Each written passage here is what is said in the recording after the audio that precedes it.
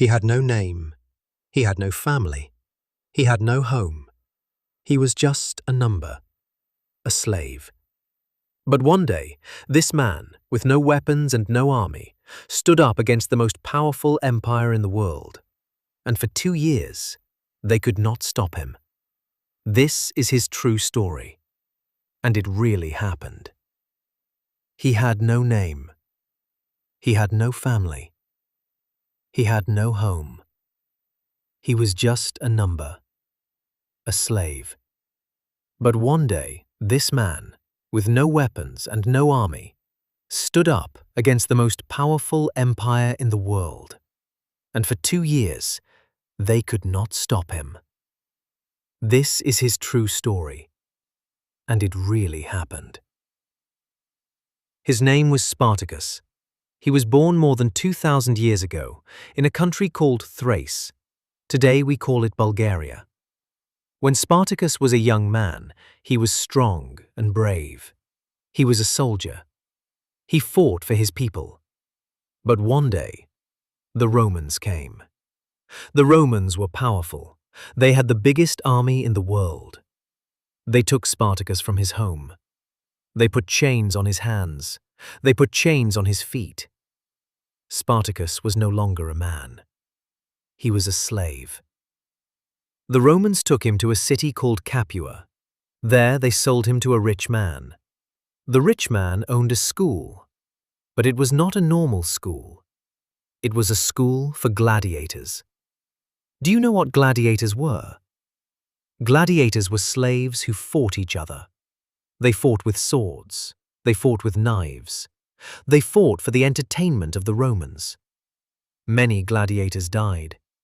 Sometimes one died every day. Spartacus was now a gladiator. He had to fight. He had to kill. Or he had to die. But Spartacus had a dream. He wanted to be free again. He wanted to see his home. He wanted to see the sky without chains. One night, in the year 73 before Christ, Spartacus made a plan. He talked to the other gladiators. "Brothers," he said, "we are men. We are not animals. Tonight we will be free. Or tonight we will die."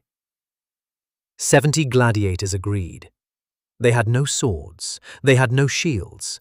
So they took knives from the kitchen. They took heavy pans. They took anything they could find. Then they fought. They fought the guards. They fought the soldiers. And they ran. They ran into the night. They escaped to a mountain called Vesuvius. You may know this mountain. It is a volcano in Italy. The Romans laughed. 70 slaves with kitchen knives? They are nothing. But they were wrong. Other slaves heard about Spartacus. They ran from their owners.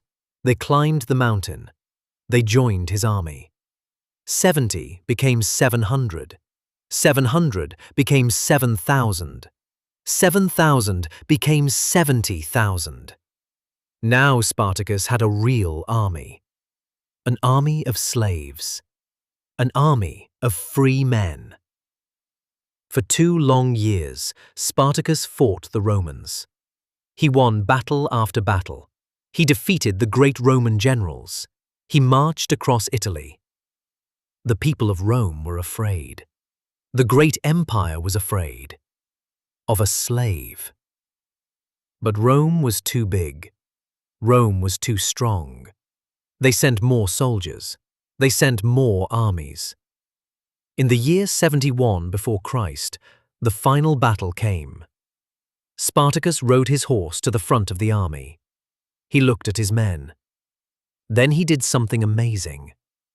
He killed his own horse. "Today," he said, "I will not run. If we win, I will get a better horse from the Romans. If we lose, I will not need a horse anymore." The battle was long. The battle was terrible. And in the end, Spartacus died fighting. But here is the most important part of the story. The Romans never found his body. They looked, they searched, but the body of Spartacus disappeared. Some people say he died on the battlefield. Some people say his men carried him away. Some people say he ran to the mountains and lived as a free man. We do not know. But we know this: Spartacus was born a slave. He died a king. Not a king with a crown or a palace, but a king of free men. Today, 2,000 years later, the world still remembers his name: the slave who became a king. If you enjoyed this true story, please give it a like. It helps me a lot. And tell me in the comments, would you fight for your freedom like Spartacus? Subscribe to the channel for a new true story in easy English every week. Thank you for watching. See you in the next story.